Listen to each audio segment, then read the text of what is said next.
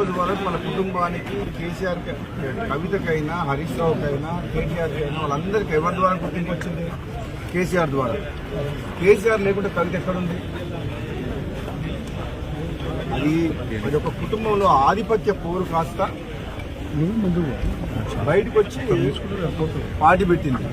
నిజంగా ఇది పెద్ద జోక్. కవిత పార్టీ కవిత డెఫినెట్గా మొట్టమొదటి సమావేశాన్ని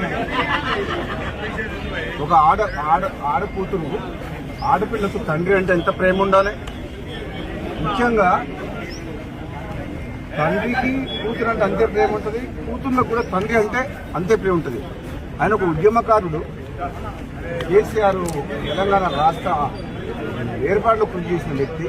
అటువంటి వ్యక్తిని స్వయాన కూతురే ఆ విధంగా మాట్లాడడం అనేది డెఫినెట్గా ఆమె మొట్టమొదటి సమాజంలో తప్పు చేసింది.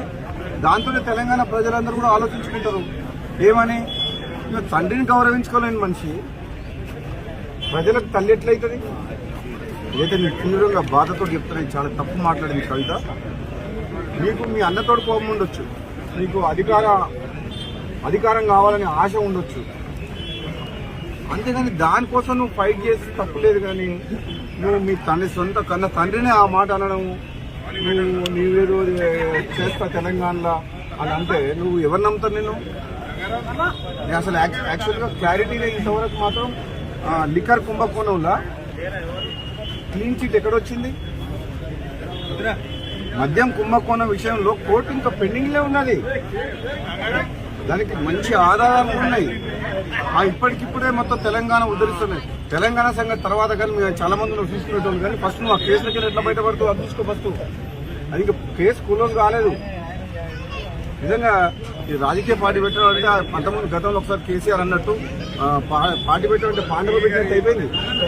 నీ దగ్గర పైసలు ఉన్నాయని చెప్పి కొంతమందిని తీసుకుపోయి ఒక ఫంక్షన్ హాల్ తీసుకొని నీకు సోషల్ మీడియాలో చేసుకొని పార్టీ డిక్లేర్ చేసి పడేసింది. అది కూడా పోయిపోయి తెలంగాణ రాష్ట్ర సేన టీఆర్ఎస్ అంట.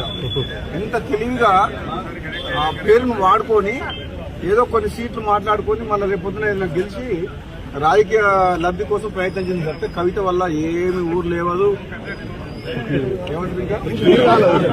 లేవదు, తిరగాదు. నా తెలిసినంత వరకు అయితే ఆమె స్వయంగా కూడా గెలవదు.